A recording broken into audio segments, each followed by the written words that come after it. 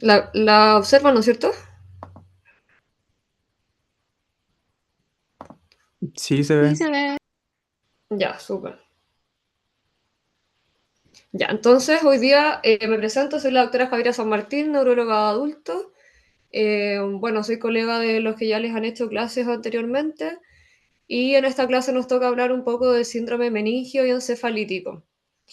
No sé si anteriormente con los otros doctores que les hicieron la clase pudieron interactuar un poquito más o fue como una presentación sin mucha pregunta antes, para que me cuenten cómo prefieren hacerlo.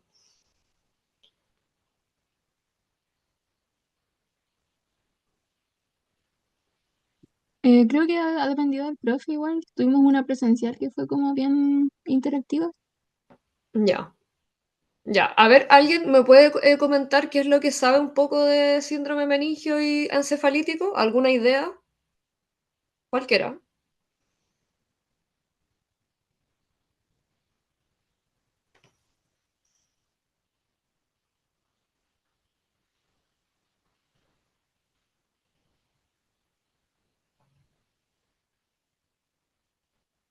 Sí, yo creo que de semi lo conocemos como los signos de irritación, meningia, y tuvimos igual un paso en simulación, pero era de meningitis en particular. Solo meningitis, ya. Cuando nosotros hablamos en neuro, hablamos de síndromes, ¿no es cierto? Yo creo que, bueno, van a ver casi todos los síndromes, síndrome demencial, síndrome meningio, encefalítico, síndrome afásico, porque en neuro trabajamos con un diagnóstico sindromático, luego un diagnóstico localizatorio y luego un diagnóstico etiológico, ¿no es cierto? Eso es como para, a simples rasgos, para que sepan más o menos, porque sé que neurología en general es un poquito más difícil, es un poco más distinto a las otras ramas, digamos, y hay que empezar como a tener como el pensamiento de neurología para poder entenderlo un poquito más, ¿ya? Estos dos síndromes son más bien síndromes neuroinflamatorios, por lo tanto es un poquito más fácil, ¿ya? Hay otros que son un poquito más difíciles, como los afásicos y todo eso, pero esta vez vamos a hablar del meningio encefalítico, ¿ya?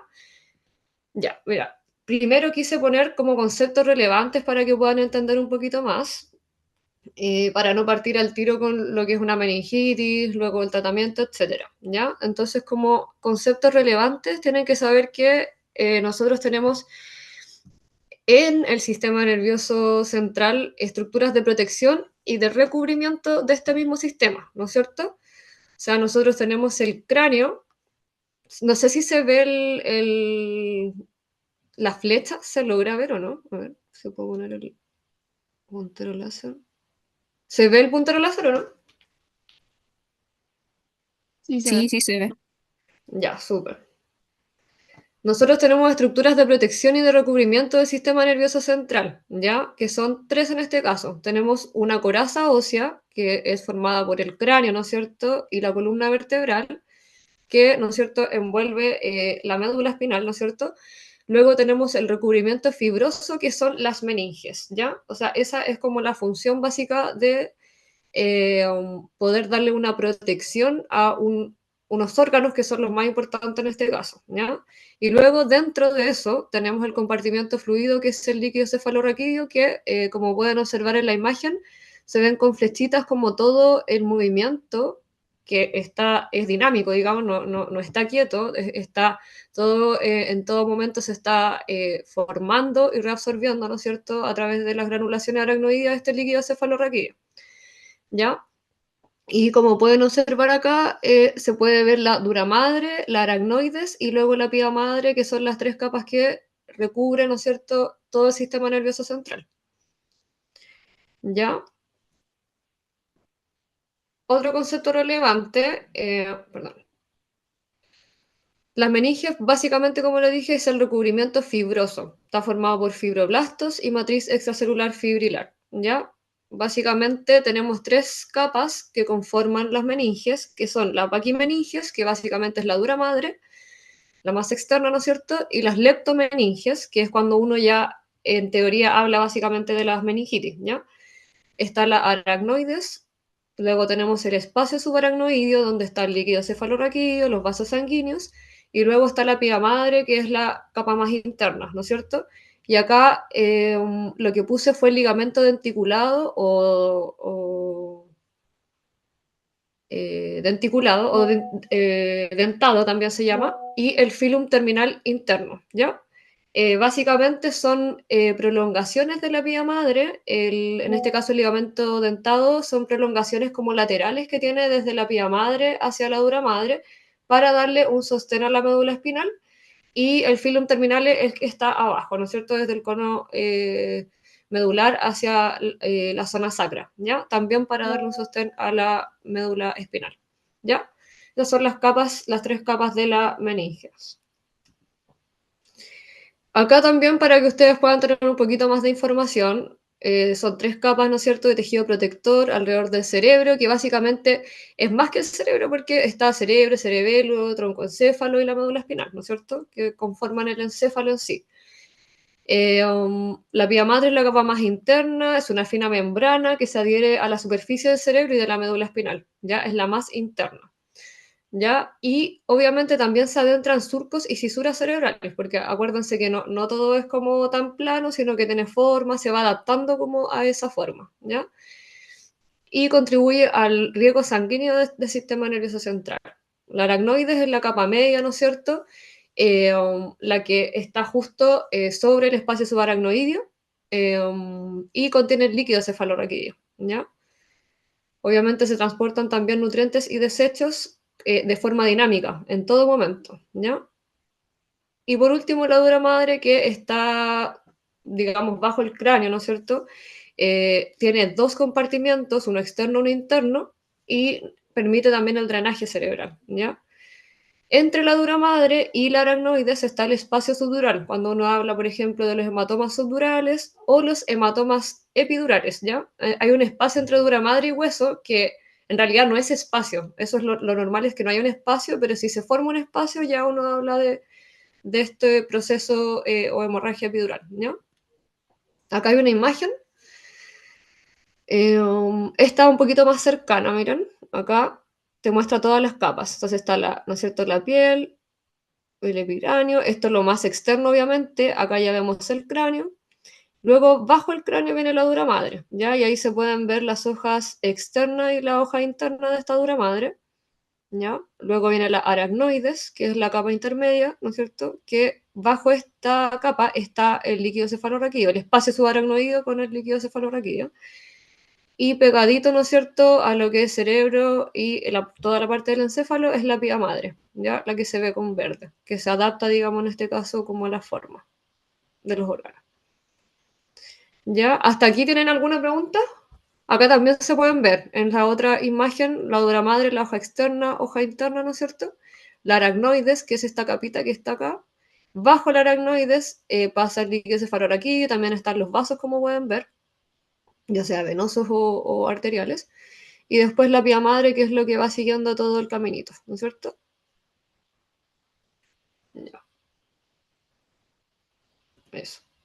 Dentro de los conceptos relevantes también tienen que saber que las meninges recubren todo este encéfalo, ¿no es cierto? Le había comentado que no solo el cerebro, sino que todo el encéfalo y la médula espinal.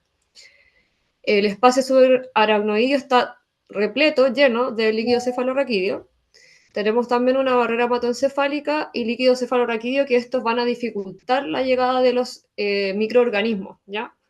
Sobre todo de las bacterias, pero al mismo tiempo, este mismo proceso que tenemos acá de protección va a dificultar la penetración de ciertos antibióticos o ciertos fármacos que nosotros queremos que penetren específicamente para poder atacar, digamos, a estas bacterias, ¿no?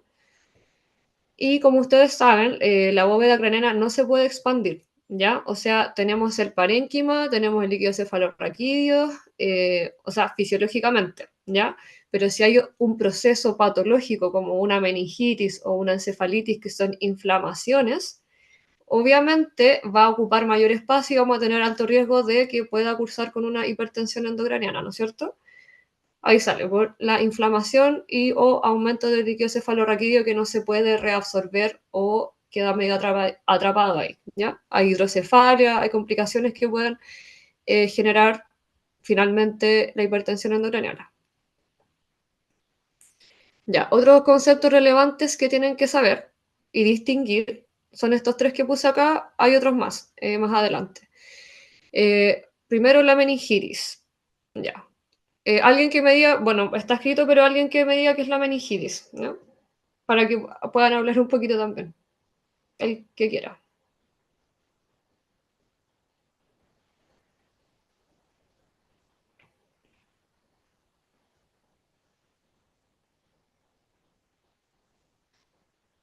Cuando se inflaman las meninges, las que vimos nosotros en general fueron infecciosas.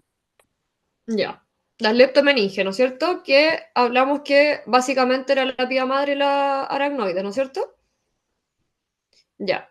Y en este caso es la inflamación, por lo tanto no tenemos una etiología en específico. Claro, la que uno más ve con frecuencia en general es la infecciosa, pero tenemos meningitis de múltiples causas, ¿no es cierto? Puede ser autoinmune, puede ser neoplásica, puede ser química, de distintas causas en general, ¿ya? Y además de la inflamación, tenemos una pleocitosis en el líquido cefalorraquídeo, o sea, las meninges se inflaman, pero además nos producen, la pleocitosis significa un aumento de la celularidad, ¿ya? En el líquido cefalorraquídeo, ¿ya?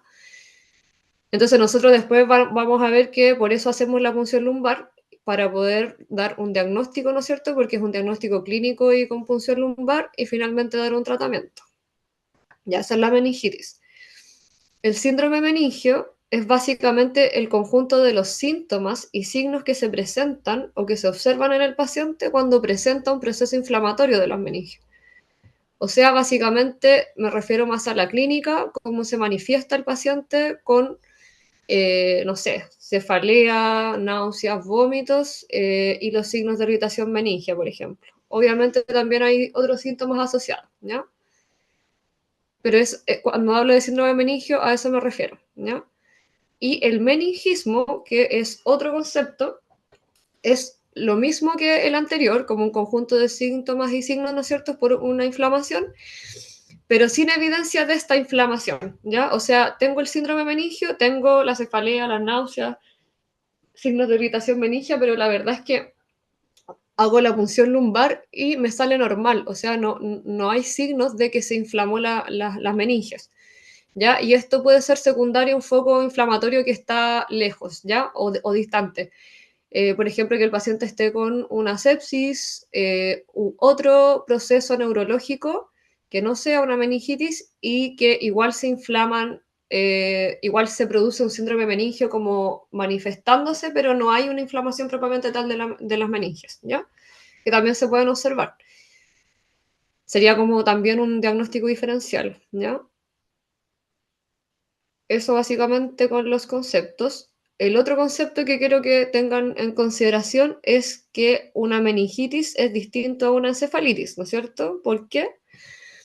Porque para que lo diferenciemos, la encefalitis son síntomas y signos que me van a producir una disfunción encefálica por compromiso del parénquima cerebral. El parénquima cerebral me refiero al tejido cerebral propiamente tal, ¿no es cierto?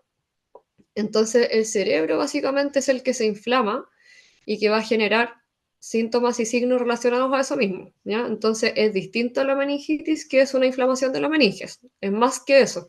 Y a veces van conjuntos, ¿ya? Esta encefalitis se va a manifestar siempre con un compromiso de conciencia, además de cefalea, pueden haber convulsiones, crisis epilépticas, pueden a veces o no haber signos focales, ¿ya? Eso depende del territorio que esté comprometido, ¿ya? Puede haber afasia, por ejemplo, que eso ya nos habla de una focalidad también, o no, ¿ya?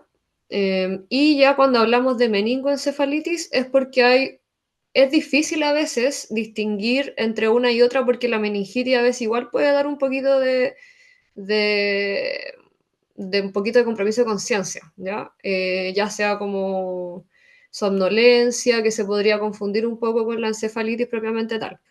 Cuando uno ve características y signos de tanto de un síndrome meningio como un síndrome encefalítico, le vamos a llamar como una meningoencefalitis finalmente, ¿ya? Entonces, porque muchas veces ya cuando hay compromiso de conciencia, uno ya habla de encefalitis, y si además hay los otros signos del síndrome meningio, vamos a hablar de una meningoencefalitis, ¿ya? Eso, no sé si tienen alguna pregunta hasta ahora.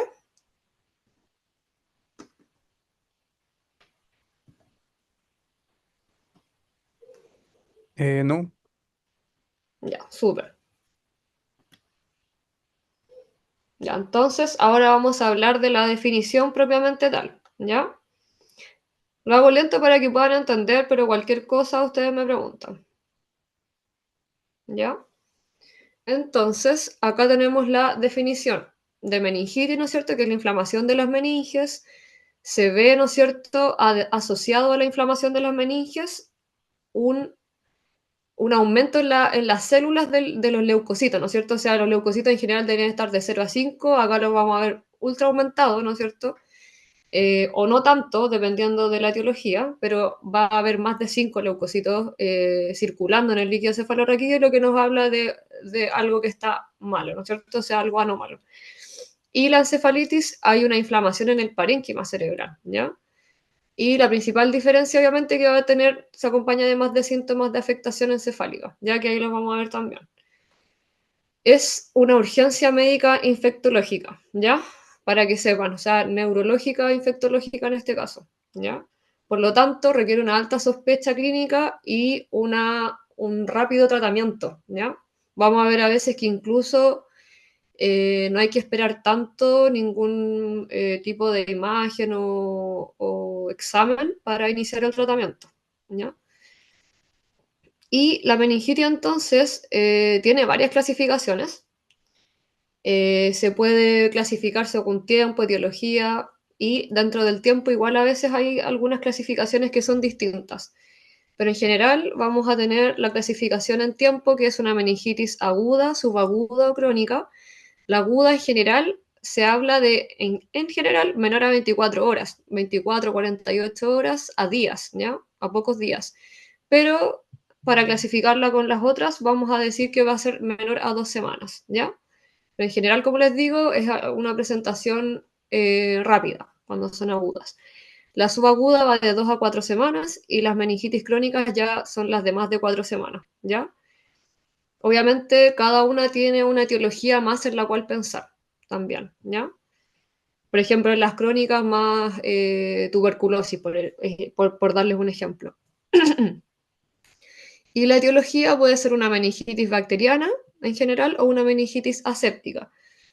¿Qué es aséptica? Que los cultivos están negativos. Por lo tanto, cuando hablamos de una meningitis aséptica, es cualquier meningitis, ya sea infecciosa o no infecciosa, ¿ya?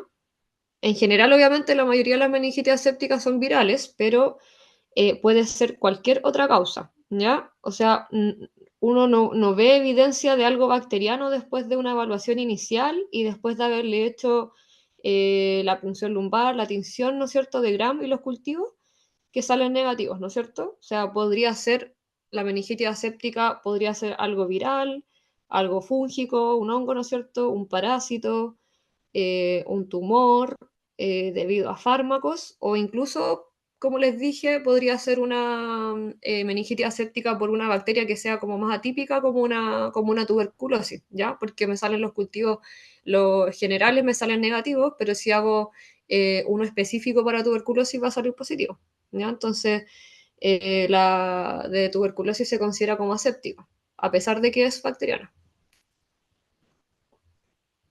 Ya, la meningitis bacteriana aguda, entonces, vamos a hablar de esta primero, ¿ya? Vamos a hablar de la meningitis bacteriana aguda, después la meningitis aséptica en general y después de la encefalitis, ¿ya? A grandes rasgos, porque obviamente después ustedes van a ir a leer cada etiología, ¿no es cierto? Porque hay múltiples etiologías de esto.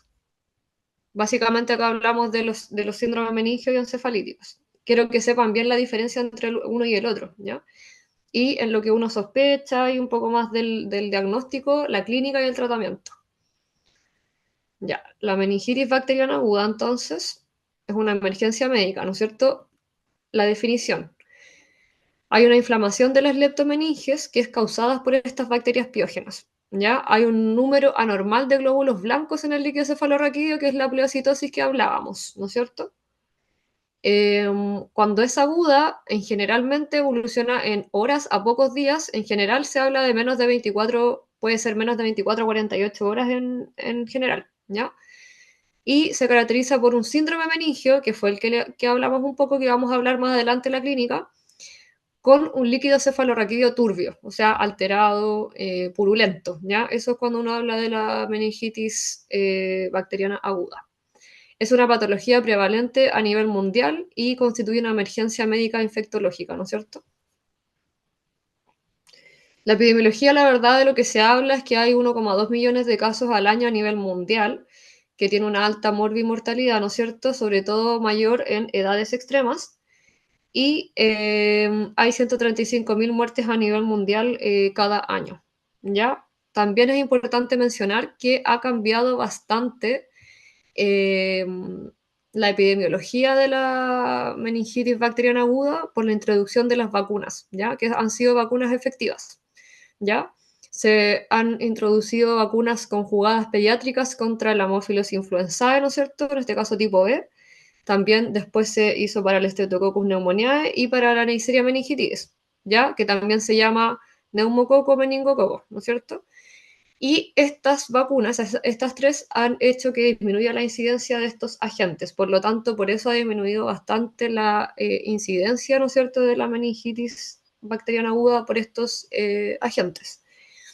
Y la tasa de letalidad, para acá me refiero a la meningitis bacteriana aguda, aumenta con la edad. O sea, se hicieron estudios y se vio, por ejemplo, que había una tasa de letalidad del 8,9 para pacientes entre 18 y 34 años, que aumenta drásticamente al 22,7 en pacientes que son mayores de 65 años, ¿ya? O sea, hay una relación.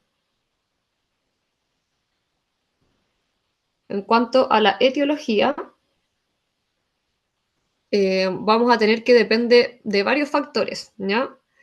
Depende de la edad del paciente, del perfil epidemiológico, donde estemos ubicados, ¿no es cierto? Porque hay diferentes agentes dependiendo de dónde estemos. La ubicación, en este caso, no de la ubicación geográfica, sino que si estamos fuera del hospital o intrahospitalario y del estado inmunológico del paciente, ¿no es cierto? Ya, entonces acá tenemos los grupos de edad, ¿ya? Tenemos a los recién nacidos, lactantes, niños, adultos, adulto mayor, inmunosuprimidos y después lo intrahospitalario o lo neuroquirúrgico o trauma, ¿ya? Hay acá tienen que tener harta así como hincapié en esto de lo que es inmunosuprimido intrahospitalario versus los otros, ¿ya? Porque varía bastante en este caso el agente que uno va a pensar, ¿ya? Bueno, en los recién nacidos, lactantes y niños, uno va a ver más Neisseria meningitidis, ¿ya? Bueno, recién nacido, la verdad, va a ser más Streptococcus grupo B con la Escherichia coli y la Listeria monocytogenes. Esos tres agentes son los de los recién nacidos, ¿ya? Versus los niños, que ya va a ser más frecuente la Neisseria meningitidis, ¿ya? Y el Streptococcus pneumoniae. Este que está acá, el Haemophilus influenzae, también es de edad extrema, pero como les dije, con la vacunación ha ido disminuyendo, ¿ya? En los adultos entre 18 y 50 años, el agente más frecuente es el Streptococcus pneumoniae, el neumococo, ¿no es cierto? Y en segundo lugar, la Neisseria meningitidis. Ya cuando ya son adultos mayores de 50 años, sigue siendo prevalente la Streptococcus pneumoniae, Neisseria meningitidis, pero se suman otros agentes como, ¿no es cierto?, la Listeria monocytogenes. Entonces, por esto que en los pacientes mayores de 50 años vamos a adicionar la ampicilina como tratamiento, ¿no es cierto?, porque vamos a sospechar que también pudiese tener este agente. Y después ya en inmunosuprimidos, igual sigue siendo más frecuente el Streptococcus pneumoniae, pero se agregan otros más, ¿no es cierto? Staphylo aureus, Haemophilus influenzae, en general son pacientes inmunosuprimidos que son diabéticos mal controlados, pacientes alcohólicos, ¿ya? Pacientes VIH positivo, etcétera, trasplantados. Y ya con pacientes que están intrahospitalarios o que han sido intervenidos neuroquirúrgicamente, o que hayan tenido un trauma, ¿no es cierto?, importante cerebral, vamos a sospechar otros agentes como el Staphylo aureus, el Staphylococcus coagulasa negativo y los Bacillus gram negativos, ¿ya? Para que sepan la diferencia entre uno y otro, ¿ya? Eso lo tienen que tener claro también. Acá también hay otra tabla que puse para que la tengan después cuando les comparta la presentación. Más o menos lo mismo, ¿ya? Mayor a 50 años, si observan más o menos son los mismos agentes. Siempre los separan como por edad al inicio, después los pacientes inmunodeprimidos y después los que están ya que han tenido como un trauma, ¿no es cierto? Fractura de base de cráneo, traumatismo o que han sido intervenidos neuroquirúrgicamente, ¿ya? Ahí dentro de los coagulasa negativos mencionan harto el Staphylococcus epidermis, ¿ya? Esta imagen la quise poner porque la tuve en alguna clase anteriormente, me gustó y no la quise hacer de nuevo, ¿ya? Así que la tienen acá, que es la meningitis bacteriana aguda, que son los 4 agentes más frecuentes en general, ya este no tanto, que vamos a ver, ¿no es cierto? Bacterianos. Está el Streptococcus pneumoniae, la Neisseria meningitidis, el Haemophilus influenzae, la Listeria monocytogenes. Dentro del neumococo, me interesa que igual sepan qué son cada uno, ¿no es cierto? Porque son bacterias, pero ¿qué tipo de bacterias son? ¿No es cierto? Porque si bien uno ya no ocupa tanto la atención de Gram, ni mucho menos, es importante saber más o menos la morfología a la cual se va a enfrentar uno para sospechar, ¿no es cierto? Si yo, por ejemplo, veo un diplococo Gram positivo, voy a sospechar en tal agente, ¿no es cierto? Y ahí tengo un dibujo también que les voy a mostrar. Entonces, el neumococo es un diplococo Gram positivo, ¿ya? Es el principal colonizador nasofaringeo, ¿no es cierto? Dentro de lo que estamos hablando acá, ¿no es cierto? De un 5 a un 10% de los adultos, ¿ya? Y corresponde al 47%, o ya casi a la mitad en realidad, de las causas de las meningitis bacterianas agudas, ¿ya? Tiene una alta mortalidad, ¿ya? Puede llegar incluso al 30% de mortalidad, y se asocia a otros focos. Por ejemplo, que haya tenido un foco ya ótico, un foco maxilar, un foco de sinusitis, otros focos que llevan a que se produzca después la meningitis, ¿ya? Focos de contigüidad me refiero. Y obviamente acá vamos a tener factores de riesgo o pacientes que hay que tenerle más ojo que puedan hacer este tipo de meningitis bacteriana aguda por neumococo, que es cuando tienen hipoesplenismo, diabetes, alcohol, ¿no es cierto?, daño hepático crónico o uso de corticoides, ¿ya?, crónico. También son pacientes inmunodeprimidos. La Neisseria meningitis es un diplococo gram negativo, ¿ya? La aportación nasofaringea, la verdad, es variable, no siempre va a ser esa la causa, ¿ya? O el origen. El 96% son serotipos B, C y Y, el 59% va a ser en los niños y adultos jóvenes, ¿ya? O sea, es más como de joven que de adulto, ¿ya? Y se asocia a brote en grupos cerrados, básicamente porque, ¿no es cierto? Ustedes saben que se hace una profilaxis si tenemos un paciente con una meningitis por meningococo, ¿no es cierto? Entonces, obviamente, se asocia a grupos cerrados. La Haemophilus influenzae es un coco bacilo gram negativo. Como les dije anteriormente, con la vacuna disminuyó bastante la aportación y también el contagio, obviamente. Y hay que sospecharlos también en pacientes inmunodeprimidos, ¿ya? En pacientes que son alcohólicos crónicos, que son trasplantados, que no tienen vaso o una infección respiratoria alta, pero eso en general es en pacientes inmunodeprimidos, también en embarazo, ¿ya? La Listeria monocytogenes es un bacilo gram positivo. La mortalidad es alta, también puede llegar a un 30%. Se asocia a consumo de alimentos de quesos o verduras que están, en este caso, crudas, ¿ya? No tienen una cadena, digamos, de conservación. Y acá los grupos de riesgo también son marcados en la Listeria monocytogenes, ¿ya? Se habla sobre todo de embarazadas, de niños y ancianos, ¿ya? Y lo mismo con lo que pasa con la hemófilo influenzae, también incluye inmunodeprimidos, diabéticos y alcohólicos, ¿ya? Este es un esquema donde salen los agentes, ¿ya? A ver si alguien me puede decir el Streptococcus, ¿cuál era? Para que vayamos interiorizando un poco la materia.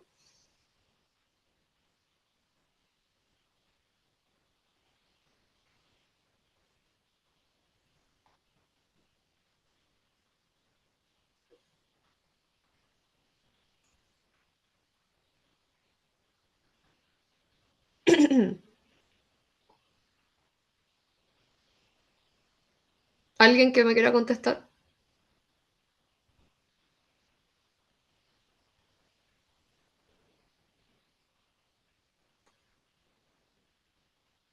Es un gran positivo. Ya. Es un diplococo gran positivo, ¿no es cierto? Como lo observamos ahí. Son diplococos, lo mismo que acá, pero este es positivo, este es negativo, ¿no es cierto? Para que sepan la diferencia, ¿no? Y después tenemos el Haemophilus influenzae, ¿no es cierto? Que, ¿cuál habíamos dicho?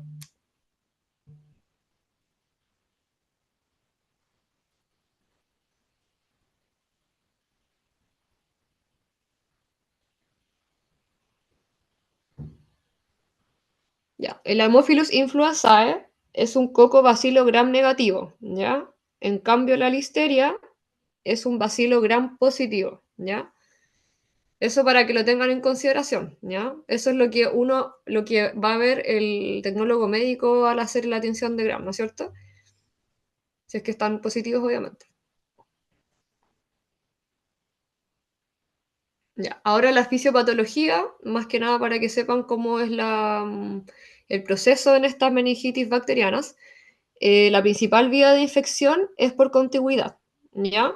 Por continuidad o contigüidad. O sea, hay una colonización nasofaringea, ya sea porque el paciente está portando eso o porque hay un foco que partió desde la nasofaringe, o a nivel ótico o a nivel sinusal, ¿ya? Hay una colonización del epitelio nasofaringeo. Infecciones respiratorias virales, se va a ver obviamente también propiciado, ¿no es cierto?, si el paciente además fuma, tabaquismo, y hay una producción de proteasas que van a destruir la inmunoglobulina A local que nosotros tenemos, ¿ya? Entonces los agentes causales van a colonizar el epitelio nasofaringeo y luego ingresan al sistema nervioso central por una vía que es la vía hematógena, o sea, por sangre. O sea, primero colonizan el epitelio nasofaringeo, luego pasan a la vía hematógena. Eh, esta colonización, como les dije, no es suficiente para provocar la infección, ¿ya? O sea, igual podemos estar colonizados y no tener la infección, ¿ya? Después, cuando ya la bacteria está en el torrente sanguíneo, presenta esta cápsula polisacárida, ¿no es cierto?, que va a evadir la fagocitosis y la lisis, ¿ya? O sea, la destrucción de ella. Y esta cápsula polisacárida que evita la fagocitosis en general se ve en el neumococo, en el meningococo y en el Haemophilus influenzae, ¿ya? Estos tres patógenos utilizan el receptor, ingresan a cierto sistema nervioso central, penetran la barrera hematoencefálica, ayudados por el receptor de la laminina, ¿ya? Y gracias a eso pueden hacer la endocitosis, ¿ya? Luego se pueden multiplicar, digamos, las bacterias en ausencia de tener las células, ¿no? Y una vez que se invade esta zona, ¿no es cierto?, la barrera hematoencefálica, se va a invadir el líquido cefalorraquídeo también, ¿ya? Una vez que se invade el líquido cefalorraquídeo, se va a gatillar una cascada inflamatoria, se liberan citoquinas, hay aumento de permeabilidad, ¿no es cierto?, hay inflamación meningea y edema cerebral más daño neuronal, ¿no es cierto? Eso ya depende qué tan agresiva fue la infección, pero va a terminar en eso, ¿ya? O sea, como les dije, una colonización primero y después la vía hematógena y después ingreso al sistema nervioso central y se va a observar después en el líquido cefalorraquídeo. Acá nuevamente tenemos la vía hematógena o inoculación directa o por contigüidad, ¿no es cierto? Hay algunas que pueden ser directamente desde la sangre, ¿no es cierto? Al mismo tiempo podría ser por contigüidad, o sea que el paciente primero tenga una sinusitis, una otitis, incluso forúnculos se describen que después van a pasar a la vía hematógena. Y ya inoculación directa ya sería en intervenciones, ¿no es cierto? Postquirúrgica o por algunas fístulas del líquido cefalorraquídeo también podría ser, ¿no? Ahora la clínica que me interesa harto también que sepan, ¿ya?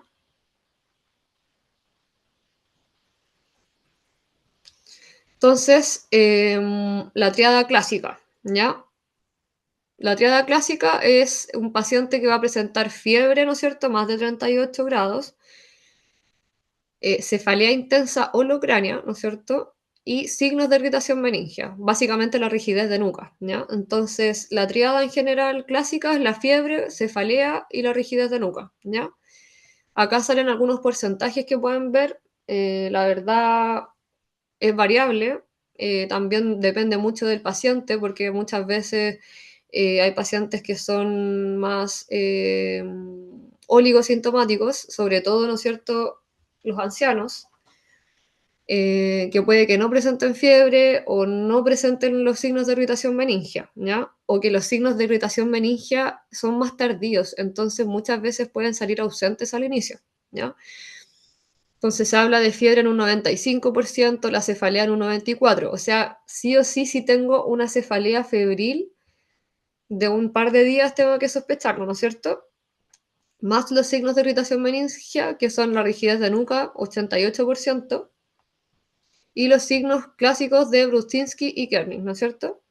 Se habla de que los tres síntomas están apenas en un 44 o menos, ¿ya? Menos porcentaje de los casos van a estar los tres juntos. Y uno o dos en la mayoría de los casos. O sea, casi en el 100% sí o sí tiene que haber uno o dos síntomas de ellos. Ya. Cuando hablamos de rigidez de nuca, también tienen que entender un poco esta parte. ¿Ya?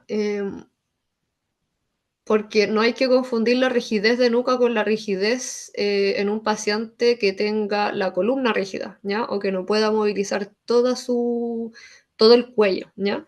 Entonces la rigidez de nuca es la incapacidad de poder tocar el mentón con el tórax ante una flexión pasiva o activa del cuello. O sea, yo voy a tratar de llevar el mentón y no se va a poder lograr hacer, ¿ya?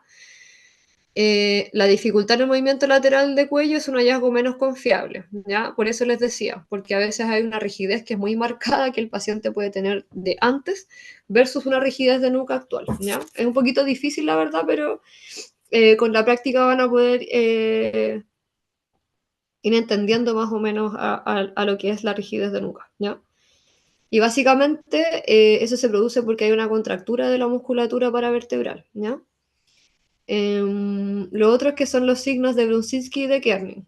El signo de Brunzinski es una flexión espontánea de las rodillas y las caderas durante intentos de flexión vigorosa del cuello. O sea, acá yo tomo la cabeza del paciente y rápidamente la levanto, ¿ya? Es como un movimiento brusco de cabeza y ante ese movimiento brusco de cabeza el paciente va a llevar las piernas hacia el pecho, ¿ya? Y eso es por la irritación meningia, ¿no es cierto? Por el dolor. Y el signo de Kerning, la verdad se describen al menos dos modalidades, pero la que es la que corresponde es una incapacidad de poder extender completamente la rodilla cuando la cadera está flexionada en 90 grados. Ya les voy a mostrar una imagen. Ya, el de Brunzinski entonces, como les decía, ustedes lo logran ver, ¿no es cierto? ¿Lo están viendo? Sí se ve. Sí, ya. Entonces, en primer lugar, tengo que tener al paciente en una posición de 180 grados, ¿ya? O sea, la cama tiene que estar plana. El paciente tiene que estar en decúbito supino, acostado plano, ¿ya? Si no, no sirve el examen. Y en esa posición, porque acá se ve como si estuviera levantado, pero en general es acostado y yo levanto la cabeza bruscamente hacia arriba, ¿ya? Y al levantarla bruscamente hacia arriba, el paciente va a flexionar las rodillas y también las caderas, ¿ya? Hacia el pecho. Y el signo de Kerning el paciente, yo le flexiono la cadera, ¿no es cierto?, en 90 grados, y es como que estuviera en esta posición, que está acá a la izquierda, y yo le levanto la rodilla, ¿ya? Con la cabeza estirada, obviamente. Y al levantar la rodilla, la verdad es que el paciente la flexiona nuevamente, ¿ya? No puede mantener la rodilla, o sea, la pierna estirada, la vuelve a flexionar, ¿ya? Bueno, y la otra modalidad que a veces se realiza es que se levantan ambas piernas estiradas y obviamente al levantarla el paciente la va a flexionar inmediatamente, ¿ya?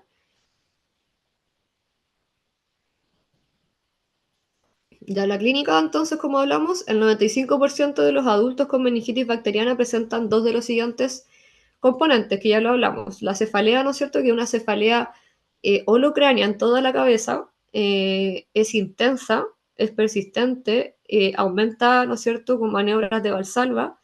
Eh, También aumenta mucho más estando acostado que parado, ¿no? Puede ser persistente también, como les dije, obviamente también se puede ver acompañada ya de una hipertensión endocrinal, ¿ya? Y puede también en algunos ser o no ictal. ¿A qué me refiero con esto? Que sea como una cefalea de inicio súbito, ¿no es cierto? Puede darse el caso, ¿no?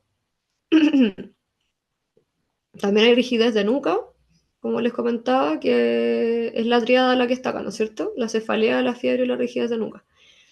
Y también se puede acompañar de náuseas y vómitos en un gran porcentaje de los pacientes.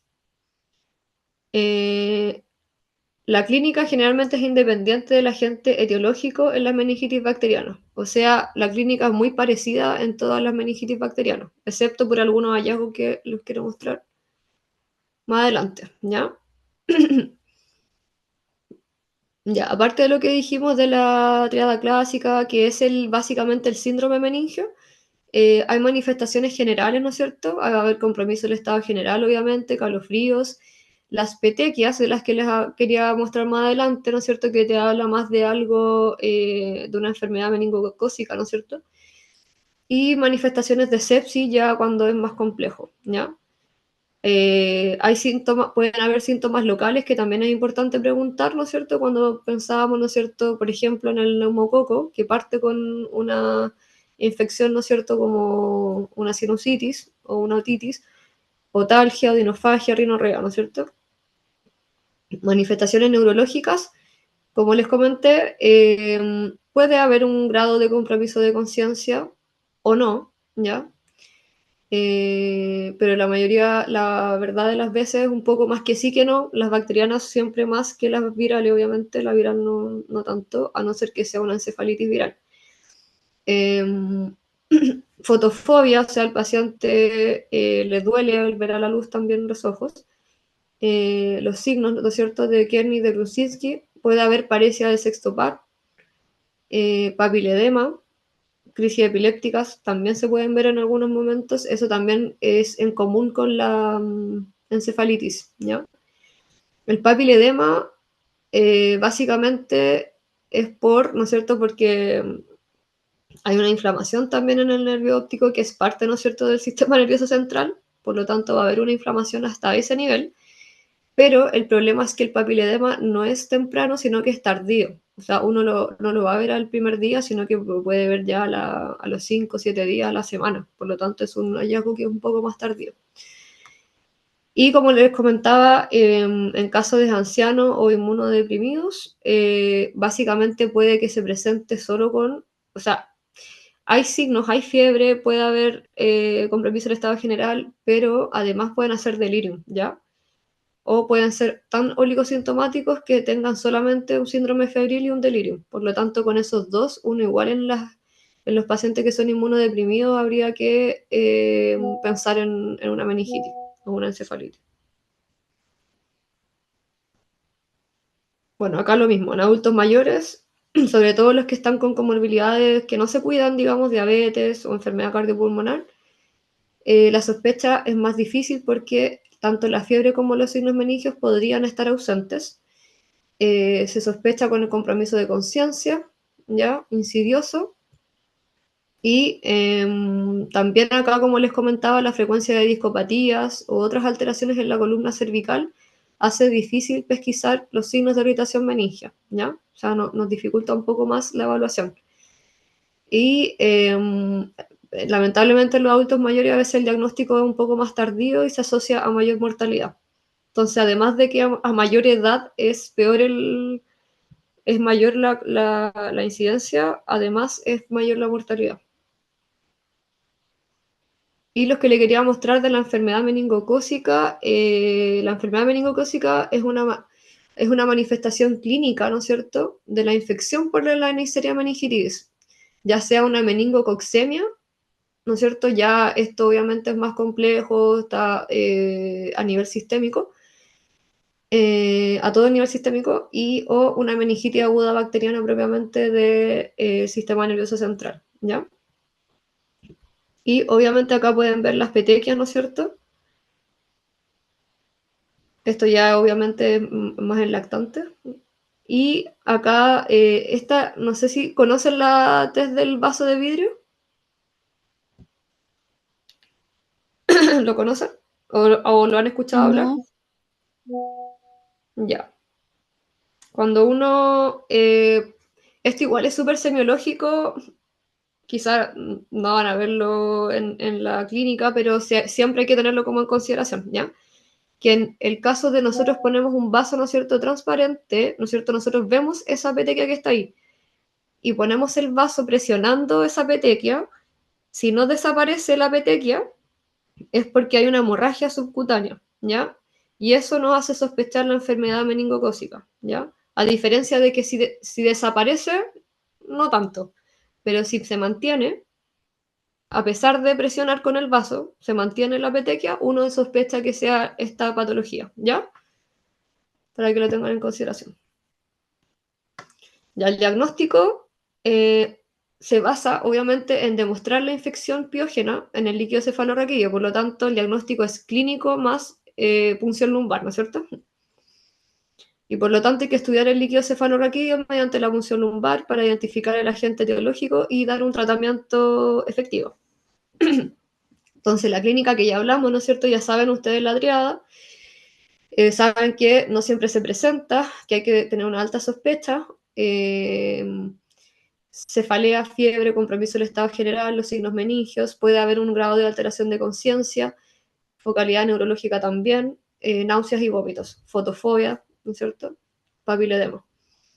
El laboratorio es importante, pero acá en realidad debería ser clínica más PL, pero la verdad es que uno también hace un laboratorio, ¿no es cierto? En general uno parte haciendo un hemograma, que vas a ver que va a tener el paciente una leucocitosis, ¿no es cierto?, con desviación a izquierda, sobre todo obviamente si es bacteriana, va a tener trastornos hidroelectrolíticos, va a tener alteraciones de la coagulación y además voy a tomar, si está con fiebre obviamente, se hacen hemocultivos y esos pueden salir positivos, ¿no? Hablando de los hemocultivos que son periféricos, el 1 y son dos hemocultivos, se tiene que obtener idealmente antes de iniciar la terapia antibiótica. O sea, el paciente llega con fiebre, yo tomo el hemocultivo y después inicio la terapia. Ya es útil en el caso de imposibilidad de tener líquido cefalorraquídeo. Antes del inicio de los antibióticos es bueno tenerlo, ¿ya? Y aproximadamente el 50-90% de estos pacientes van a tener un hemocultivo positivo. Estamos hablando de la meningitis bacteriana, ¿ya? Algo que es como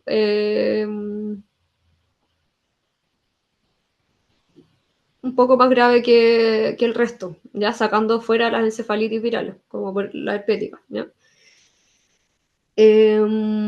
Los cultivos obtenidos después de la terapia antibiótica va a tener menor probabilidad de resultado positivo, ¿ya? En especial el meningococo. ¿Por qué sale esto escrito acá? Porque básicamente uno no va a esperar, si tengo muy clara la clínica más lo hemocultivo, no voy a esperar la PL, sino que se inicia el tratamiento, ¿ya? Porque es muy alta la mortalidad, entonces hay que iniciar apenas sepamos la sospecha, el tratamiento. Entonces muchas veces puede que si hago la punción lumbar o lo cultivo en este caso después de la terapia, puede que salgan, va a tener menor probabilidad de que salgan positivos, ¿ya? Pero eso no me quita que tenga que iniciar la terapia, ¿ya? Ya, acá Hablando ahora de la punción lumbar, no siempre es necesario hacer una imagen, un TAC de cerebro antes de realizar la punción lumbar, ¿ya? La mayoría de los pacientes no debería ser como un requisito, a no ser que sea muy rápida el poder hacerla, ¿ya? Pero hay algunos pacientes en los cuales hay que realizar sí o sí un TAC de cerebro antes de la punción lumbar, porque son pacientes que tienen riesgo de poder producir una hernia cerebral, ¿ya? Entonces, ¿en qué paciente siempre le voy a pedir una imagen antes de la punción lumbar? Que esto también me interesa que lo sepan, ¿ya? Porque obviamente como médico y en las pruebas, etcétera, factores de riesgo, la inmunosupresión, ¿no es cierto? Ya sea VIH, terapia inmunosupresora, corticoides crónicos, trasplantados, ¿ya? Antecedentes de enfermedad del sistema nervioso central, o sea, que sepamos que tiene una lesión, un tumor, una ACV, una infección como medio un absceso, por ejemplo, y eso lo sospechamos también por la clínica, va a tener una focalidad neurológica. En aquel paciente que tenga convulsiones, ¿no es cierto?, que llegue con crisis epilépticas, ¿ya?, que tenga papiledema, que tenga compromiso de conciencia o que tenga un déficit neurológico focal, ¿ya? En todos estos pacientes, 6 más o menos son los factores de riesgo que sí o sí le tengo que hacer una imagen antes de hacer la punción lumbar, ¿ya? Y si está indicado hacer el TAC de cerebro, los hemocultivos deben realizarse de forma inmediata. Y como estamos sospechando de una meningitis que puede ser por neumococo, se le inicia también la dexametasona, ¿ya? Más la terapia antibiótica empírica. Ahí vamos a hablar que hay una terapia antibiótica empírica y después un antibiótico específico para la gente, ¿ya? Entonces, a inicio de la terapia va a ser una terapia empírica, ¿ya? O sea, no sabemos de la gente, le vamos a dar todos los medicamentos, ¿ya? Y después se van a ajustar. Eso. La punción lumbar entonces se realiza en general posterior a un TAC de cerebro si se sospecha una lesión estructural, de lo que hablaba yo, ¿no es cierto? Para evitar una herniación. Si en el TAC se observa abscesos grandes, granulomas, edema grave, eh, sospecha de cerebritis, en general la PL no se va a hacer, ¿ya? O sea, por el riesgo de la herniación que les dije, ¿ya? Y ahí sería como causarle una negligencia o muerte al paciente por hacer sería más el riesgo que el beneficio, ¿ya? Y en la bacteriana, ¿no es cierto? Acá les puse una tabla para que vean la normalidad de lo que se ve en el líquido cefalorraquídeo. Cuando uno solicita el estudio del líquido cefalorraquídeo, se pide el recuento celular, ¿no es cierto? Las células, saber si son polimorfo o mononucleares. La glucosa, ¿no es cierto? Las proteínas, que es básicamente el citoquímico, ¿ya? También se pide, que acá no lo puse, la tinción de Gram y el cultivo, ¿ya? Entonces, la celularidad normal se acepta de 0 a 5, ¿ya? Cuando hay bacterias, en general es más de 1000 hasta 5000, pues puede que sean 800, pero en general es alto, ¿ya? La celularidad predominante es polimorfo-nuclear, ¿ya? Más del 80% son polimorfonucleares. Y más tardíamente pueden aparecer los linfocitos o los mononucleares, ¿ya? O sea, puede pasar de uno a otro, ¿ya? Pero la mayoría va a ser polimorfonuclear. La glucosa, lo normal es de 50 a 80, acá está disminuida menor a 40, ¿ya? Eso es de lo bacteriano. Y la relación glucosa, siempre que se hace la punción lumbar, hay que tener una glicemia en sangre del paciente para poder hacer esta relación, ¿ya? Lo normal es que sea más de 2/3 de la glucosa, ¿ya? En sangre. Eso es la normalidad. Acá, cuando está con la meningitis aguda bacteriana, en general la relación baja a menos de 0,4%. Menor al 40%, la relación es menor a 0,4, perdón. Y las proteínas en general se aceptan hasta 45, ¿ya? En la normalidad, 45. Y en este caso van a estar aumentadas, mayor a 100, mayor a entre 100 y 500, ¿ya? Y obviamente la tinción de Gram acá debería estar positiva, y ahí es cuando le hablaba que puede haber una morfología que nos oriente a cierto agente infeccioso, y el cultivo va a ser positivo. El cultivo se demora más, pero debería ser positivo. ¿Ya? Bueno, en la punción lumbar, como les hablaba, la pleocitosis es la elevación, ¿no es cierto?, de los glóbulos blancos en el líquido cefalorraquídeo, ¿no es cierto? O sea, alterado. ¿Podría ser falso positivo por una punción lumbar traumática o hemorragia subaracnoidea? Sí, la verdad es que ahí hay que tener ojo porque el diagnóstico diferencial es una hemorragia subaracnoidea, ¿ya? Que también lo tienen como tema más adelante. La hemorragia subaracnoidea también provoca irritación meningia y también podría ser un diagnóstico diferencial, ¿ya? Y tienen que saber que cuando hay mucha sangre en la punción lumbar hay que corregir la celularidad, ¿ya? La tinción de Gram sugiere, ¿no es cierto?, el agente causal de la meningitis de forma rápida y fácil mediante la visualización de las bacterias, que era lo que yo les hablaba. Entonces, acá para que se acuerden, si son diplococos gram positivos, neumococos, si son diplococos gram negativos, meningococo, bacilos gram negativos, Haemophilus influenzae, bacilos gram positivos, la listeria monocitógenos, ¿ya? Que son los 4 más frecuentes, bacterianos. El cultivo es el gold estándar para el diagnóstico etiológico, resulta positivo en un gran porcentaje de los casos de los pacientes. Y esto, tanto el gram como el cultivo, va a disminuir si ya han recibido antibióticos previamente. Lamentablemente, uno va a estar más a favor de iniciar la terapia, ¿ya? A pesar de que después se haga la punción lumbar, ¿ya? Y por último la PCR, que es la biología molecular, que siempre también lo hacemos, que lo pedimos como el panel FilmArray, ¿no es cierto? Meningio. También detecta bacterias y virus, por lo tanto ahí también está la Neisseria meningitidis, la Streptoneumoniae, la Haemophilus influenzae, con una especificidad muy alta, ¿ya? 92 a 100% y 100% respectivamente para la neumocócica y la meningocócica, ¿ya?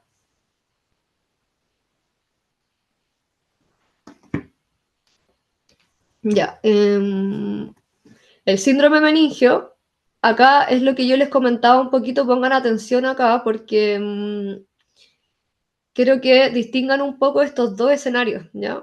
Si tengo un síndrome meningio, el paciente llega con dolor de cabeza, náusea, vómitos, signos meningios previamente tal, o sea, los tiene la triada, tiene una cefalea que es de inicio ictal, tiene antecedente de que tuvo un esfuerzo previo, por ejemplo, está muy hipertenso y no tiene fiebre, hay características que me hacen sospechar más una hemorragia subaracnoidea que una meningitis, ¿ya? Es como el diagnóstico diferencial y es muy importante porque esto es muy mortal, ¿ya?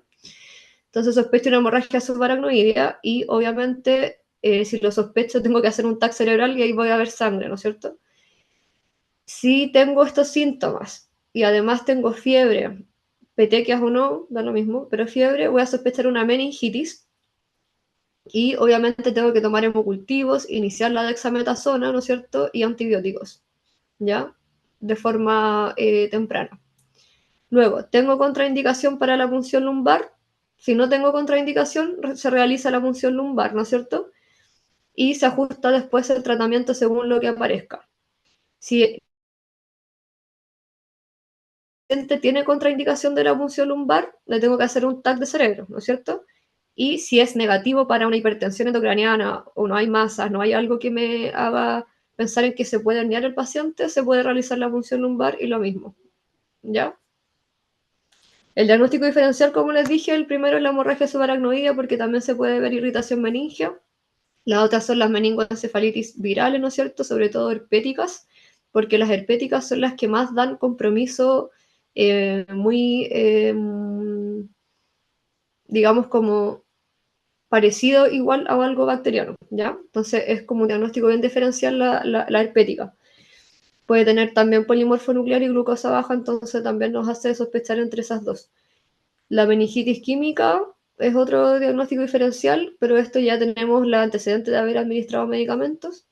El meningismo que hablé anteriormente, ¿no es cierto?, como un diagnóstico diferencial, que en este caso tiene los síntomas, los síntomas y signos de un síndrome meningio, pero con un líquido cefalorraquídeo que no me muestra pleocitosis, ¿ya? Y es por otras infecciones o por otros procesos neurológicos. Y el delirium también es un diagnóstico diferencial en un adulto mayor, ¿no es cierto?, que tiene fiebre de otro origen, también puede ser un diagnóstico diferencial. En cuanto al tratamiento, el inicio del tratamiento debe ser precoz. El tratamiento inicial es empírico, o sea, no sé cuál agente tengo, pero lo inicio. Según el origen nosocomial de la infección y la edad del paciente, uno puede sospechar algo más, pero es empírico. Mayor a 15 años hasta 50 años, en general, uno inicia la ceftriaxona 2 gramos, ¿no es cierto?, cada 12 horas endovenoso. Y mayor a 50 años, embarazadas o inmunodeprimidos, ceftriaxona 2 gramos cada 12 horas endovenoso más la ampicilina, que son 2 gramos cada 4 horas EB. En general, acá está dividido, pero nosotros en la práctica clínica a todos los pacientes que sospechamos que sea bacteriano le iniciamos la ceftriaxona más la ampicilina y después se saca la ampicilina al día siguiente, ¿ya? Pero en general es la ceftriaxona más la ampicilina, ¿ya? Y la dexametasona también, si nosotros sospechamos que es muy bacteriana, se puede dejar la dexametasona 0,15 miligramos por kilo EB cada 6 horas los primeros 4 días. ¿Ya? Esto es básicamente por la sospecha de que pudiese ser por el neumococo, ¿ya? Por el Streptococcus pneumoniae, que en el fondo podría dejar algunas secuelas, ¿ya? Y con la dexametasona la idea es como evitar en un porcentaje estas secuelas, no es en un 100%. Después acá tenemos, estas son tablas también que les voy a dejar, pero básicamente la meningitis bacteriana aguda en la comunidad sin inmunodepresión, ¿no es cierto? La ceftriaxona 2 gramos cada 12 B, más acá lo ponen entre paréntesis, ¿no es cierto? En mayores de 50 o si apenas sospecha listeria, obviamente, igual tengo que agregarla, independiente de la edad. Si es inmunodeprimido, acá se habla de otro esquema, pero en general nosotros, hay esquemas que son de otros países, ¿ya? Que tienen otro tipo de resistencia a antibióticos, ¿ya? Pero en general nosotros es ceftriaxona más ampicilina, ¿ya? Y en algunos pacientes obviamente igual va a requerir vancomicina. En caso de meningitis bacteriana aguda asociada a la atención de salud, ya sea un trauma, una neurocirugía, drenaje ventricular, es distinto el tipo de agente en el cual yo sospecho, ¿no es cierto? Como lo vimos anteriormente, por lo tanto, se deja vancomicina, 1 gramo cada 12 horas, endovenoso, más un beta-lactámico que sea antiseudomonas, ya puede ser la ceftazimida, cefepime o meropenem, ya son 2 gramos cada 8 horas endovenoso. En general la van como al mero, ya, pero también puede ser los otros dos. Cefepime también se usa harto. Y según el agente bacteriano, cuando ya tengo identificado el agente, uno puede sacar los otros medicamentos, ¿no es cierto? En el neumococo en general es ceftriaxona 2 gramos cada 12 horas por día 14 días, más la dexametasona, ¿no es cierto? ¿Se acuerdan? Que es igual, es como un poco retrospectivo, no lo vamos a saber, pero en general debería ser para este agente, ¿ya? El meningococo es ceftriaxona 2 gramos cada 12 por 7 a 10 días. La listeria, ampicilina 2 gramos cada 4 por 21 días, son 3 semanas, un poco más prolongado el tratamiento. Y el Haemophilus influenzae, 2 gramos cada 12 por 7 a 10 días también, ¿ya? El pronóstico de la mortalidad de la meningitis bacteriana aguda va de un 10 a un 20%, obviamente mayor en pacientes de mayor edad, y las secuelas de la bacteriana, sobre todo de la neumocócica, hasta un 30%, ¿ya? Puede haber sordera, parálisis de algún par craneal, hidrocefalia, el paciente puede quedar con epilepsia, algún defecto focal cerebral, afásico o algún deterioro cognitivo con el cual el paciente va a quedar, ¿ya? Lamentablemente. Y obviamente el pronóstico va a empeorar mientras más me tarde en iniciar la terapia antibiótica, ¿ya? Y por último de esta meningitis, la profilaxis. Se administra desde el 2011, la meningitis bacteriana en general es de notificación obligatoria, ¿ya? Y ¿Qué pacientes van a requerir la profilaxis? Es en la meningitis meningocócica, ¿ya? Una profilaxis antibiótica a todos los contactos cercanos. ¿Quiénes son los contactos cercanos? Los que conviven al menos 8 horas o son expuestos a secreciones del caso índices la última semana previa al inicio de síntomas y hasta 24 horas posterior al inicio de la terapia antibiótica, ¿ya? O sea, igual hay un rango que igual es importante. Esos pacientes deberían recibir la profilaxis, que tenemos estas tres alternativas: ciprofloxacino, ceftriaxona o rifampicino. ¿Ya? Eso. ¿Les parece si hacemos una pausa? Llevamos una hora, un poquito más. Sí, Ya. En 10 minutos vuelvo, ¿ya? Y seguimos con las dos que faltan, que es la meningitis aséptica y la encefalitis, ¿ya? ya, profe.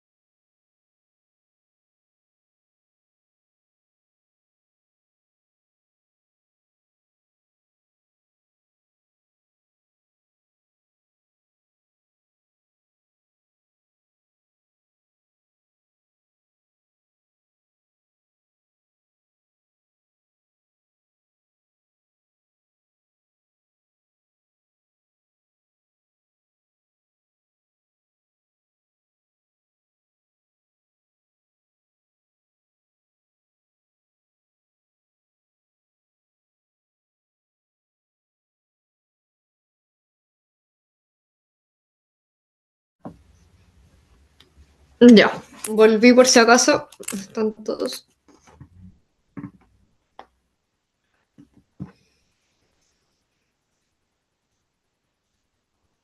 ¿Ven mi pantalla? ¿Ven la presentación? Espérame. Sí se ve, profe.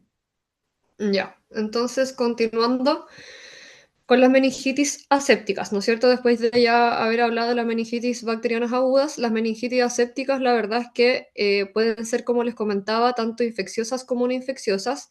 La más frecuente es la viral, por lo tanto, igual es como de las más frecuentes ahora, considerando que las bacterianas han disminuido, ¿no es cierto? Entonces hay una inflamación leptomeningia que se asocia también a alteraciones en el líquido cefalorraquídeo, pero esta vez con cultivos bacterianos de rutina, los clásicos, ¿no es cierto? Los habituales aparecen negativos, ¿ya? Entonces, hay una meningitis aguda, hay pleocitosis, ¿no es cierto? Pero en este caso va a ser de predominio más linfocitario, ¿ya? Mononuclear o linfocitario, es lo mismo, ¿ya? Y hay ausencia de agentes bacterianos en el líquido cefalorraquídeo, o sea, gram y cultivos negativos, ¿ya? La etiología es variable, ¿ya? La causa principal es la viral, ¿ya? Puede estar o no asociado a inflamación de parénquima, ¿ya? Entonces, como les comentaba anteriormente, que fue la introducción, si tenemos además afectación del tejido cerebral o en el encéfalo, hablamos de una meningoencefalitis. Si está alterada la meninge con además la médula espinal, una meningomielitis, ¿ya? Obviamente si hay mielitis ahí se ven también otros síntomas, por ejemplo, retención, o sea, disfunción de alteración de esfínter, por ejemplo, ¿ya? O alteraciones motoras, ¿ya? La clasificación entonces de estas meningitis asépticas puede haber una causa Puede haber una causa infecciosa viral, ¿no es cierto? Que es lo más frecuente. Puede haber una causa no infecciosa, ¿no es cierto? Como les comentaba, la vamos a ver más adelante, neoplásica, química, etcétera. O una causa infecciosa que no sea viral, que igual incluso puede ser de cualquier otro tipo o incluso bacteriana, como les comentaba. Entonces la etiología acá la resumí. La principal es la viral, ¿no es cierto? Y dentro de lo viral, lo que más vemos en las meningitis asépticas son los enterovirus, Coxsackie y Ecovirus en un 80%, que son bien benignos. El virus herpes simplex tipo 2, ¿no es cierto? Está el tipo 2 y el tipo 1, pero en las meningitis es el virus herpes tipo 2. En las encefalitis es más frecuente el virus herpes simplex tipo 1, ¿ya? Para eso también tienen que saberlo, es importante. ¿Ya? Entonces, enterovirus, herpes simplex tipo 2, también está la varicela zoster, ¿ya? También se ve harto.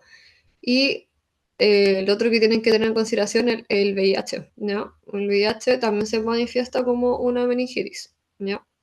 Aséptica. Virus de sarampión, Epstein-Barr y coriomeningitis linfocítica también está, ¿ya? Pero ahí pueden ver la prevalencia. Después, dentro de lo bacteriano, que va a salir negativo, lo más clásico, están las micobacterias, que son la micobacteria tuberculosis, ¿no es cierto? Y la sífilis, ¿no es cierto? Que es por el treponema parió, ¿ya? También hay otros tipos, como los hongos, que ahí ya tenemos Aspergillus, Cryptococcus, sobre todo, Cándida, ¿ya? Parásitos como Toxoplasma, Latenia solium, pueden ser por fármacos, que yo tengo una meningitis aséptica, ¿ya? Puede ser por AINES, ¿ya? Por ibuprofeno. Neoplásica, ya tenemos distintas causas en realidad, leucemia, linfoma, carcinoma, ¿ya? O un adenocarcinoma que esté metastásico, ¿ya?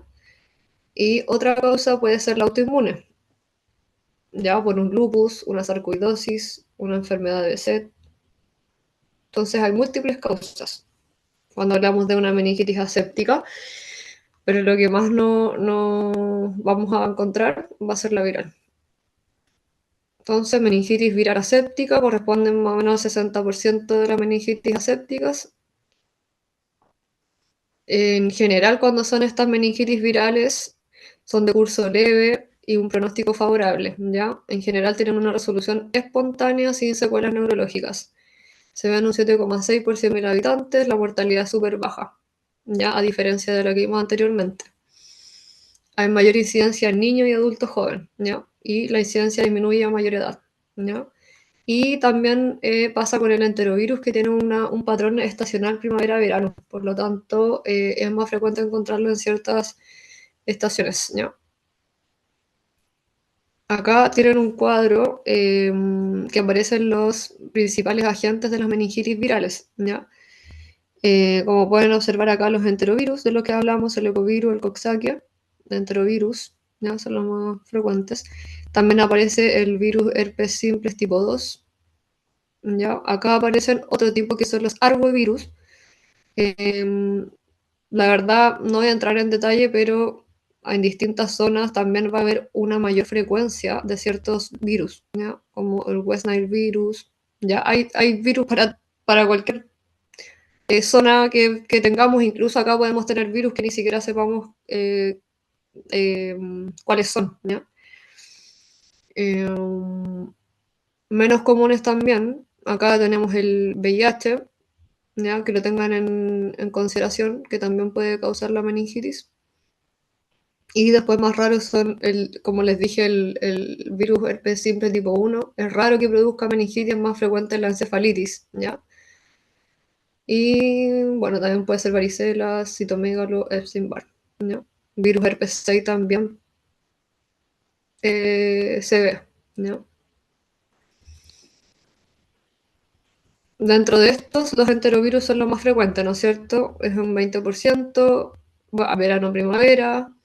Contagio es vía fecal oral, ¿ya? Por lo tanto, estos pacientes tienen un curso benigno, pero se presentan de manera bifásica por la forma de que se contagia. Hay un pródromo inicial con fiebre baja, diarrea, síntomas medio un poco inespecíficos, y después viene la sintomatología meningia, ¿no es cierto? La fiebre alta, cefalea, fotofobia, rigidez de nuca, y puede haber en algún momento algún tipo de eritema o un rash, ¿no? ¿Qué pasa? Obviamente es como transitorio. También está la parotiditis, ¿ya? Un 10% de cuadros de parotiditis pueden provocar una meningitis del 1 al 10%. Es poco frecuente desde el uso de la vacuna. También tiene pic invierno-otoño y tiene un curso agudo-subagudo, para que lo tengan en consideración, pero ya baja frecuencia. El virus herpes simplex que les mencionaba yo, que en este caso es el tipo 2, ¿no es cierto? Más del 80%. Y acá, nuevamente, el tipo 1 es más frecuente en una encefalitis o meningoencefalitis, ¿ya? El VIH, como una prima infección, se podría manifestar como una meningitis, ¿ya? Y acá además se va a ver, obviamente, linfadenopatías, artralgias, mialgias y un rash morbiliforme, que es clásico también en el VIH. Los arbovirus, que eran los que yo les comentaba que también pueden generar, digamos, una encefalitis, más encefalitis que meningitis en realidad, ¿ya? Y tampoco los vemos mucho en más de otras zonas tropicales, subtropicales, ¿ya? Es el virus del Nilo Occidental, ¿ya? Varicela zoster, en un 50% de los casos pueden cursar con meningitis, que a veces pueden ser incluso asintomáticas, mayor en inmunocomprometidos, ¿ya? Eso. El diagnóstico, obviamente, como toda meningitis, tiene que tener un diagnóstico clínico y con punción lumbar, ¿no es cierto? Se solicita, como les mencionaba, siempre análisis citoquímico, igual obviamente se solicita todo, Gram, cultivo, citología, ADA, cultivo de tuberculosis, porque además acuérdense que estamos hablando de una meningitis aséptica que dentro de todas las causas posibles también puede haber tuberculosis o sífilis. ¿Ya? Entonces se pide siempre, en realidad igual se pide el VIH y el VRR, ¿no? PCR en tiempo real, viral, en realidad uno pide el film array y el film array meningio muestra bacterias y virus, ¿ya? Y el viral obviamente igual están todos, ¿no? Enterovirus, los virus herpes simple 1, 2, el virus varicela zoster, citomegalovirus, Epstein-Barr, ¿ya? Son más clásicos. Y acá aparece como VIH-BRL según sospecha, pero igual en general se pide. Incluso se hace el BRL en líquido cefalorraquídeo. Acá la misma tablita con los valores de referencia, ¿no es cierto? El viral, a diferencia del bacteriano, ¿no es cierto? El aspecto va a ser líquido claro, no es purulento ni turbio. Las células obviamente no son de 1000 a 5000, sino que pueden ser muy pocas, pueden ser 100 o menos. Polimorfo nucleado, los polimorfos nucleares, perdón, están aumentados al inicio, pero después pasa a predominar los linfocitos o los mononucleares, como les había comentado, ¿ya? Las proteínas están aumentadas, pero no tanto, menor a 150. Acuérdense que lo normal es hasta 45. Y la glucosa va a estar normal, ¿ya? Y la tensión de Gram y cultivos negativos, ¿ya? El tratamiento ante una sospecha de una meningitis viral, o sea que yo sé que el paciente está bien, no tiene compromiso de estado general, no tiene las petequias típicas de la bacteriana, y estoy sospechando previamente que sea algo viral, se podría observar al paciente sin terapia antibiótica, ¿ya? Eh, Obviamente con un manejo sintomático de, por ejemplo, la fiebre, ¿ya?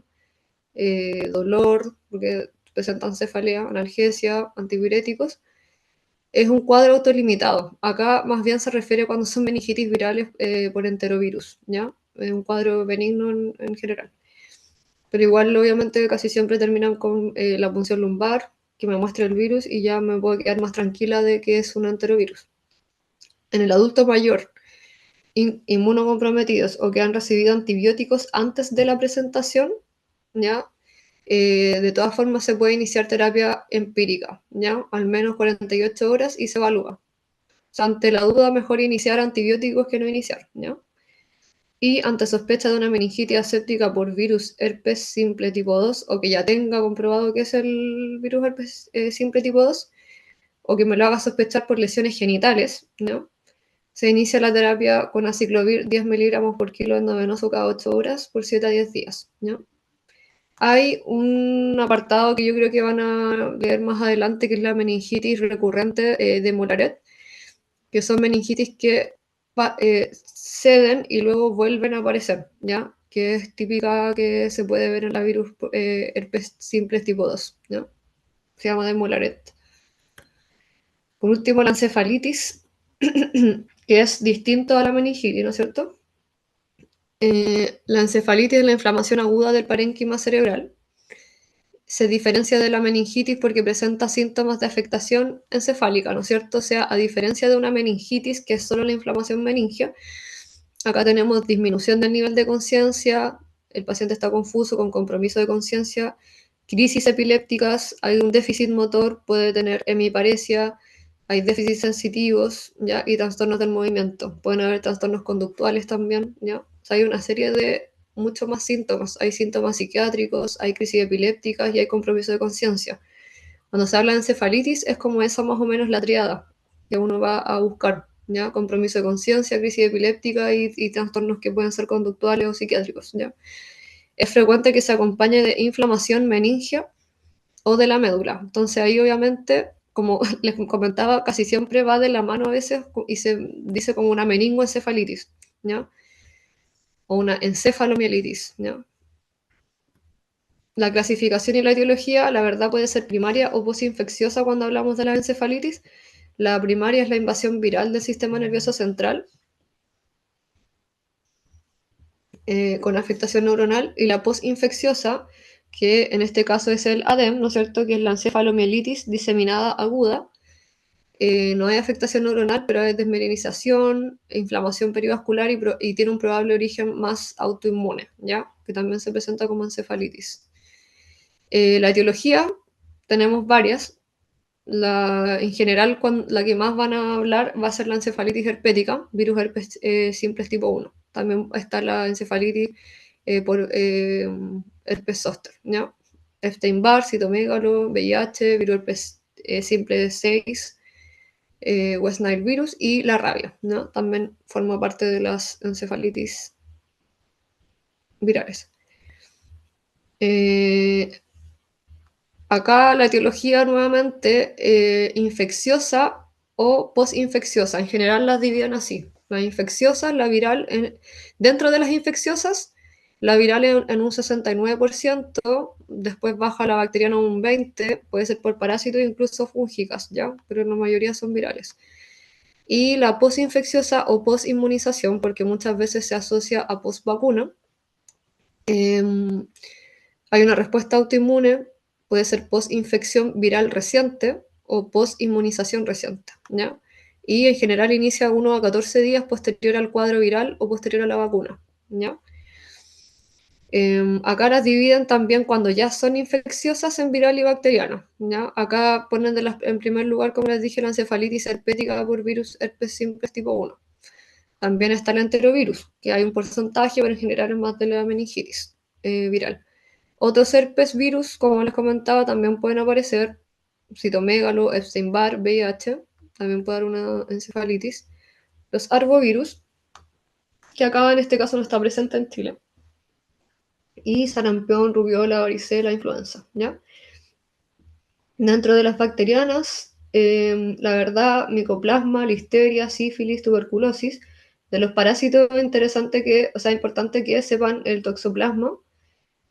Y de los hongos, el criptococo, ¿ya? Igual puede haber un porcentaje de etiología incierta que no sepamos cuál es, ¿no? Como hablamos ya, las vías, en la encefalitis, la más frecuente es la hematógena, pero también, por ejemplo, hay algunos que son distintos, como la rabia, que es neurógena o neurogénica, es una vía específica de la rabia, que por eso está mortal también, que es directa en el sistema nervioso, ¿no? Entonces viaja directamente. Y la otra son, bueno, dentro de las células del sistema inmune, que es el VIH, ¿no es cierto? Que van a atravesarlo, ustedes saben el mecanismo del VIH, a través de intracelular al sistema inmune, ¿ya?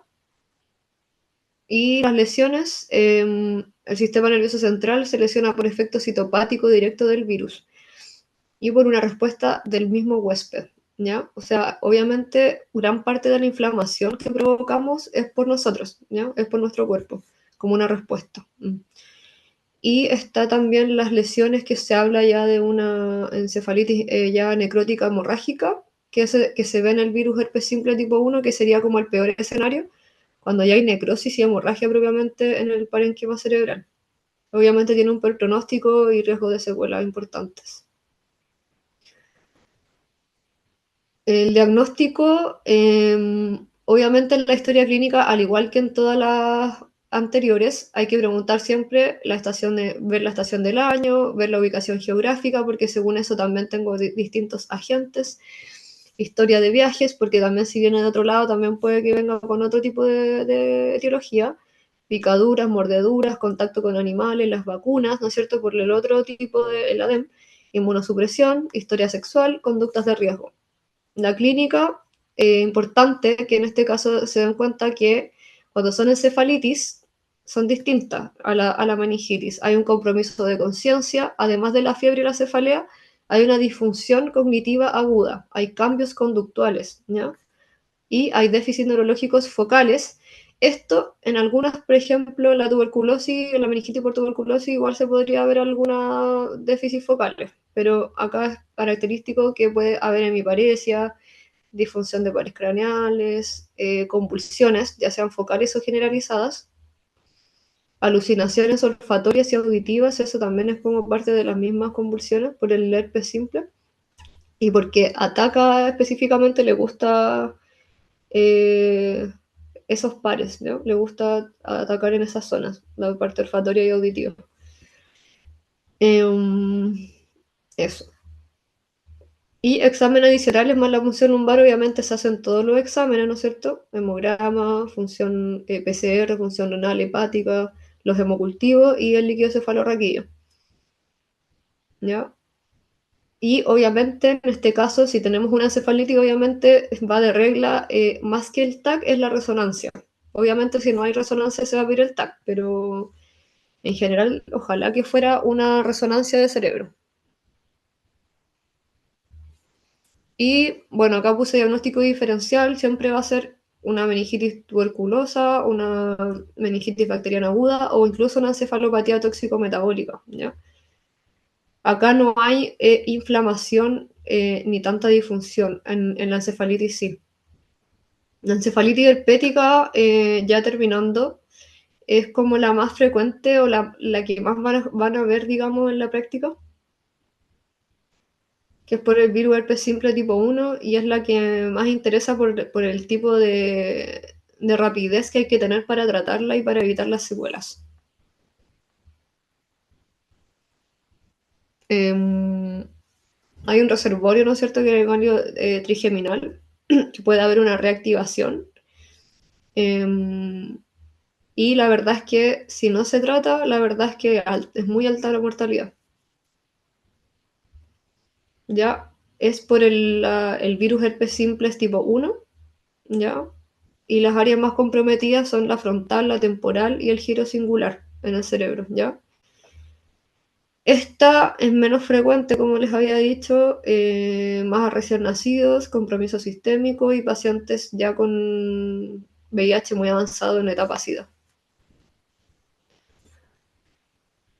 La clínica, más que nada, como les comentaba, hay compromiso de conciencia, además de lo de cefalea y fiebre, hay compromiso de conciencia, hay trastornos de la personalidad que yo les comentaba que eran estos trastornos conductuales o psiquiátricos, compromiso de conciencia y las crisis epilépticas, ¿ya? También puede haber déficit neurológico focal, afasia, hemianopsia, hemiparesia, disfunción autonómica y alucinaciones olfatorias o auditivas, que es del virus herpes simple tipo 1, ¿ya? Entonces puede ser como manifestarse igual como una meningoencefalitis, las dos cosas, ¿no? El diagnóstico podría ser aparecer un líquido normal en las primeras 24 horas, por lo tanto la mayoría de las veces se repite la punción lumbar para que sepan. La PCR obviamente se va a hacer en el líquido cefalorraquídeo y va a detectar este virus, digamos, con alta sensibilidad y especificidad, ¿ya? Y obviamente también hay una correlación entre la carga viral y la gravedad, ¿ya? Puede haber más alteración en la neuroimagen, mayor morbimortalidad, mientras mayor carga viral. En las neuroimágenes la verdad es que la resonancia es la que uno prefiere. El TAC, como aparece acá, puede ser normal en un estudio precoz y solo se ven las alteraciones cuando están extensas, ¿no?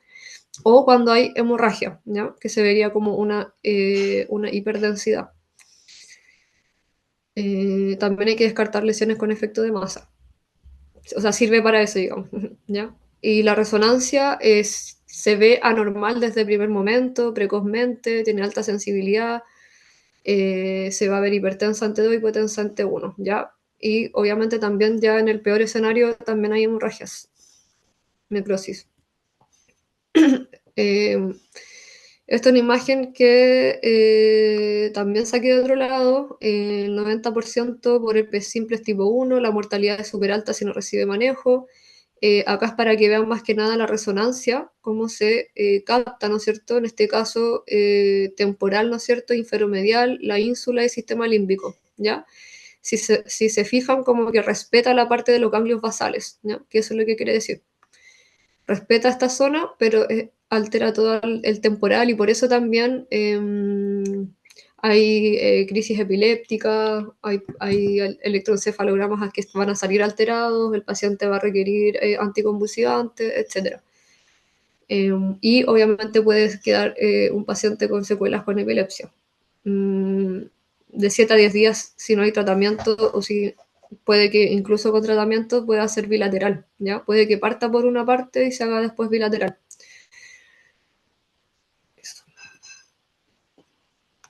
El manejo en general, obviamente, es para pacientes UTI-UCI, ¿ya? O sea, en tratamiento intermedio o cuidados intensivos, ¿ya? O sea, es una patología bien grave, la verdad, la encefalitis viral herpética.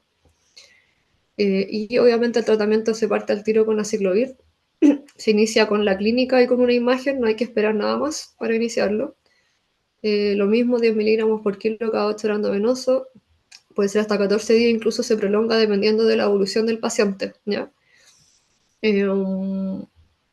Acá hace un alcance importante si se inicia antes o después del cuarto día, porque baja harto la sobrevida. O sea, si se lo inicia antes del cuarto día, aumenta más la sobrevida que si lo inicia después, ¿ya? Y ya si son resistentes a la ciclovir, se podría plantear otro tipo de medicamentos, ¿ya?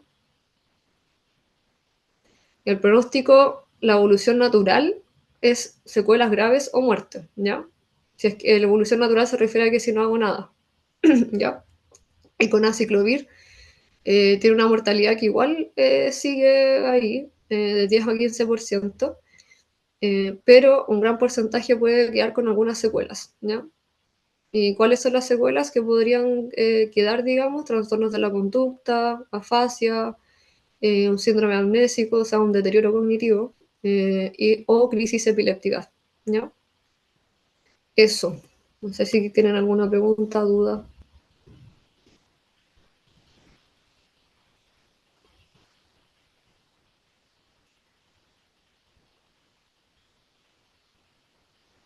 No, profe, todo claro. Ya. ¿Ninguna pregunta? César, Joe, Joe, Yesenia, Ignacio, Andrea, Natalia, Víctor, Ramón, Paloma.